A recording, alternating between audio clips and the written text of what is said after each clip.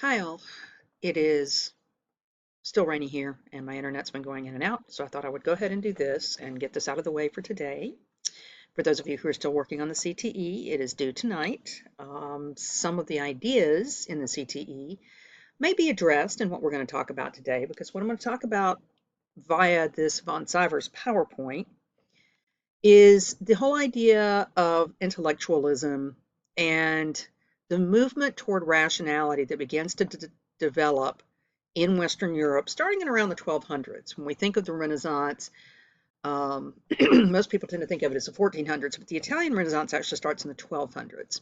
And it takes another 200 years for the ideas of the Renaissance to spread backwards into Northern and further Western Europe. Of course, the Renaissance is the jumping off point for the idea of rationality coming into play, which gets us to the scientific revolution, or the new science as it's called, which overlaps with and coexists with the Protestant Reformation. These two kind of feed each other and go hand in hand, and ultimately the two of them come back to give us the Enlightenment. So where we are with this is I want to start with the Renaissance, talk a little bit about it, and then go into these other intellectual movements as well. What you foundationally have to understand is that it's these intellectual movements that begin the process of Western Europeans defining themselves as Western and seeing them differently from people anywhere else on the continent. It is not a surprise that when we think of the Renaissance, it builds straight out of the Crusades, because a lot of the things that come back from the Crusades were exposure to many of the wealthy, particularly, but some of the more educated in Europe, to the Greek and Roman ideas that had existed in the Eastern empires since the decline of the Western Roman Empire. Again, not new ideas. In fact, as we've discussed, the Ottoman and Safavid Persian empires, the Indians, under the Mughals and various other groups, the Chinese, all of these guys had exposure to, for a very long period of time, continuously, these ideas and had built upon them. So basically what happens is when Western Europeans go into first Central Europe and then through there into the so-called Middle East and further, they are basically re-exposed to things that have been part of their culture, which is part of why the Renaissance gets its name. It means rebirth of learning. The people at the time didn't consider it to be that way. If you're reading the essays for the CTE, then you know that. But historians after the fact referred to it as the rebirth because it was a reintroduction to a lot of the Greek and Roman philosophers, science, information that had existed prior to the collapse of the Western Roman Empire that had not been kept in Western Europe. Some of the reasons it hadn't been kept have to do with it contradicting church orthodoxy. With the rise of the Catholic Church after effectively 300 CE, there became a moratorium on science or anything that postulated answers different from the idea that God had done things. Thus, a lot of what the Catholic Church contained, it edited, even as it was transcribing books. If there were a book from the ancient Roman Empire or the ancient Greeks said something different from what the Catholic Church wanted people to believe, they just left it out. So this is a big part of why when we think of this rebirth of learning, it's because a lot of these texts were returning to Europe in their original form. And so this is a big part of why, again, a rebirth. All right, so 1700 is a little out of the scope of our course. We're going to go to 1600, but it's important to understand how the population has grown, and notice particularly in Northern Europe, over 30% up towards Amsterdam, 25 to 30% in other parts, particularly like Italy, 10 to 15%, etc. It's with this in the 300 years after the Black Death that we start seeing these rise in the standard of living, which gives people time to do things like science and gives them the ability to support themselves while they're doing it. So the Renaissance itself, driven by the rediscovery of classical texts, both in Italy, but also, um, again, curiosity about them because they had been exposed to them during the crusading periods, the several thousand years before that. The development of humanism, this idea that there were things that could be derived from human knowledge. And that's kind of where humanism comes in, this idea that humans are perhaps um, the highest form of being on the planet and that they have the ability to understand things. And this is something that starts with the Renaissance but grows markedly during the scientific revolution and the Enlightenment. The spread of new knowledge, driven by the invention of the printing press and its simplified script. And this is significant. The printing press is not new in the world. The Chinese have had it for over 500 years by the time it arrives in Western Europe. But the simplified script is more significant because it makes it possible and easier for people to read. And as books become cheaper to produce and can be distributed in more quality and more quantity, people become more interested in learning how to read. So you're going to get a growth of literacy at the same time that you're suddenly getting new documents. And a lot of these books are either reprints of classical texts themselves or they are new ideas, people writing about ideas they've had and how they can fit them in or prove them by way of looking at the rationality of the ancient Greeks and Romans. Another idea that derives out of the Renaissance is the idea of the state as its own entity. Now, we've kind of been leading up to this after the Black Death, as kings had to reach directly down to their peasants and to the people at the lowest levels of society. They started understanding that there were different ways to communicate other than through the feudal structure itself. So they began to develop bureaucracies and things like standing armies, where people were paid not by local lords, but directly from the treasury of the monarch to stand ready for war at all times. That's why we call it a standing army. And these people were trained regularly, but they were also trained in new technologies. If you're keeping up with Frankopan, then you know this. This is one of his big points about why the West becomes the West. It's because of their ability to raise money to engage in continuous warfare. We're going to talk about that with the Protestant Reformation because that is 300 years of almost continuous warfare throughout Europe. Where we are, though, with this is that through this we begin to get the idea of the state or the nation, not a direct relationship to a king, but to an idea of an abstract government that is both beneficial to you, but also uniform. That instead of it being, well, okay, one of the big first things they establish are actual taxation bureaucracies who are meant to tax people uniformly instead of you being taxed by your local lord, where you could never trust if he were skimming more off the top, charging you more than the peasants on another estate. Now it's going to be uniform across. No matter where you are in society, you're going to be doing the same thing. Um, Machiavelli's The Prince, a classic text talking about what rulers should understand about the people they rule and about the reciprocity of that relationship. And it's going to begin the process of literally considering political science. What is it that princes should do, rulers should do? How should they go about doing it? What is their ultimate end goal in what they're doing? Classicism spreads to the arts, where we get realism, and this is very different. Most of us, when we think of the Renaissance, think of Renaissance art. That's because it's extraordinary, especially compared to what had come before it. It now starts trying to attempt to create 3D, basically imaging, in the sense that it's not just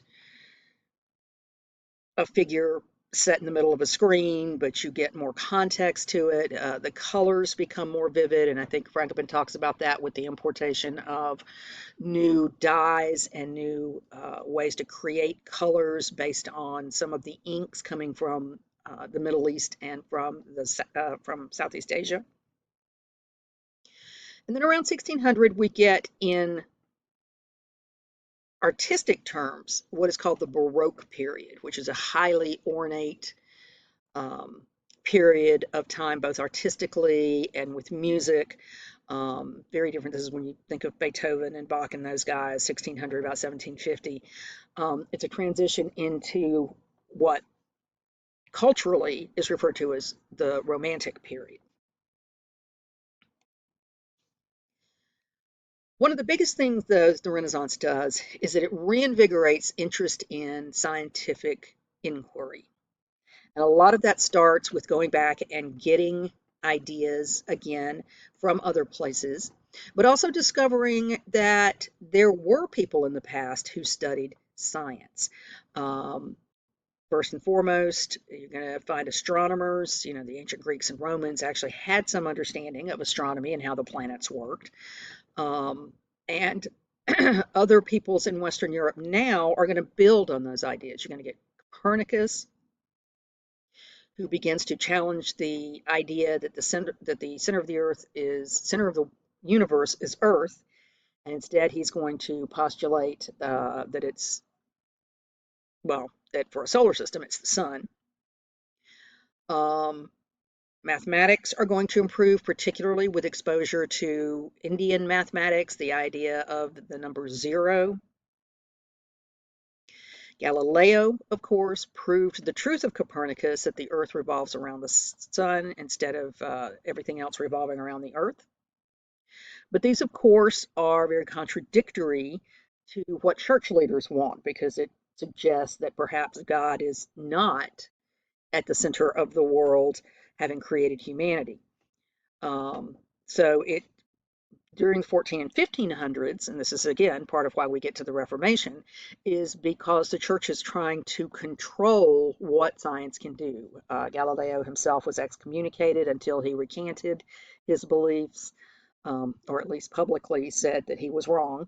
Um, a number of other scientists would faced trouble from the church principally because the theories they were postulating were diametrically opposed to what the church, and by this I'm still talking about the Catholic Church, wanted them to believe. By the time we get to the Enlightenment, you've got Isaac Newton, who has unified physics and astronomy, created the first laws of physics, and done many, many other things, like he worked with light. He created all kinds of things. He's phenomenally, probably one of the smartest people ever to have lived. This is one of my favorite maps. This is Martin Boltzmüller's map of the world in 1507. And over here, you'll notice this is the outline, literally, of the west coast, the west coast of the United States. Um, it's going to take them a while to fill a lot of this in. So um, Florida, and then over here is the western coast, because this is where the Spanish went. They crossed the Gulf of Mexico, came in here, and then expanded upward. So, all right. So the new sciences and their social impact. Because these sciences were ways to explain how things were done, and because of that, kings and other wealthy people could invest in new technologies, particularly, again, technologies for military purposes. They encouraged these new sciences and experimentation with them, and these would lead to the creation of what were referred to as royal societies, because they were principally financed by kings who wanted scientists to figure out, again, new weapons or new things like how to navigate using longitude. Longitude was one of the biggest things they tried to figure out, because if you had longitude and latitude, which they already had, but if you put longitude in there, you could figure out where you were. You could estimate distances better so that you could cross those oceans and do more things more safely. Authors and lecturers tried to spread scientific knowledge to people in general, but certainly to the elite classes, because this is, again, where a lot of the intelligentsia were. And then the discovery and creation of vacuums and steam power led to a number of new inventions. Eventually, we're even going to get to the Industrial Revolution because of steam power, but these early onset things would also be part of where science is beginning to take them.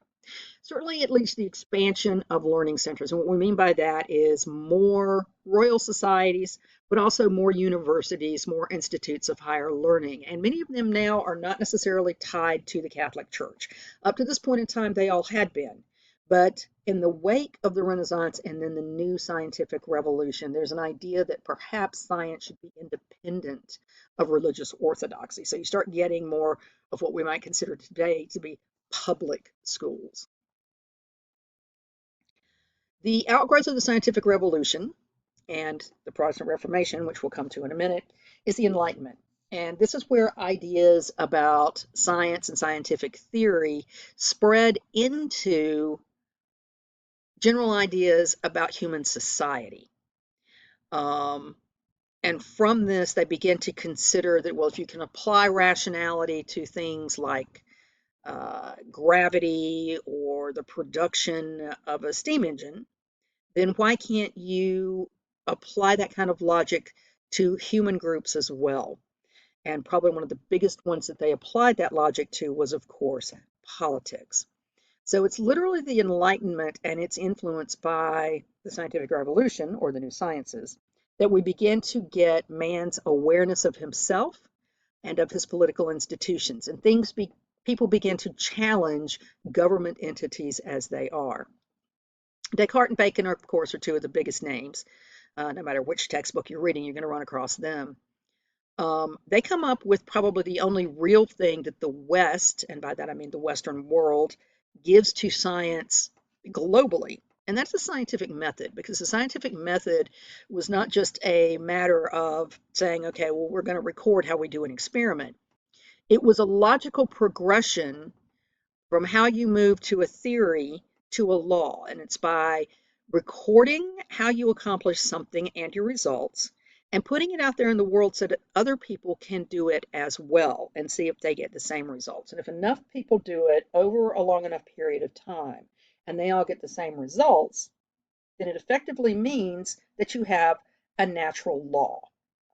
Forgotten what the scientific method is, go back and review whatever your most basic science was that you've taken, but it's the whole idea of replication and multiple replication to prove that something operates the same way consistently. Descartes also is the one who gives us I think, therefore I am, the idea that the senses were unreliable and that the only reliable knowledge was logic, particularly mathematical knowledge. But he's also the one who came up with the belief that people think and can self-actualize and they can change themselves. He did argue what we refer to now as Cartesian dualism, that the mind and the body are entirely separate entities, that your brain can be rational and logical, but that your physical body was dependent upon the senses, and that is through the senses you get to emotion. So, okay. Out of all of this, one of the other things we get to are what are called centralizing states. And this is what I was talking about a minute ago when I was talking about feudalism beginning to pass out of vogue. And the emergence of things like standing armies. These, again, infantry equipped with firearms. Gunpowder becomes pervasive after about 1400, leads to the spread of cannons particularly, but also then smaller ways of using firearms that will become more prevalent. They're not particularly trustworthy at first. Quite often they would backfire upon whoever was shooting from them, but eventually they'll get to the ability to produce muzzles that don't blow up when they have that little explosion caused by gunpowder. Armies will grow larger, particularly as the state pays for them, which is going to lead to the growth of larger and larger states as smaller states become victimized by these larger states. The larger army is going to win. And then it's going to lead to consolidation throughout Western Europe as only large states had the manpower and the wealth to maintain standing armies. So you're just going to get bigger and bigger states in Western Europe itself. Many of them helped, of course, by their colonization of the Western Hemisphere and the wealth coming out of there. The compass and astrolabe become prevalent among Europeans in the 1500s. They'd already been developed by the Chinese, but now they are passing into Western Europe to be used there as well. And then we get to warfare. And again, this is part of why Frankopan argues that what really makes Western Europe special is its uncontrollable lust to kill each other. Starting in around the 1450s, actually it starts earlier than that. You can look at the Hundred Years' War between England and France. You can look at repeated wars throughout medieval history with any number of groups fighting each other. But certainly between 1450 and 1750, as these kingdoms become stronger and more nationalized, you're going to see more warfare, and the Reformation.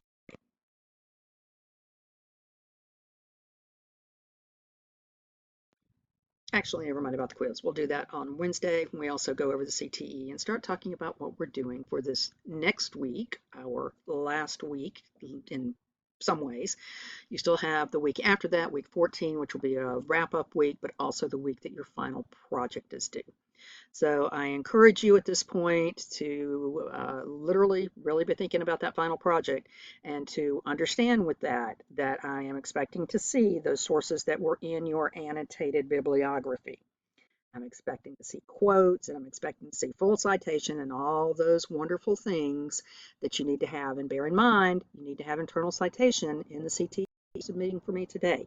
There should be internal citation in everything you do except for the quizzes where you cannot use any sources other than, well, you can't use any sources at all. It's all out of your memory. So, all right. I look forward to seeing you all on Wednesday.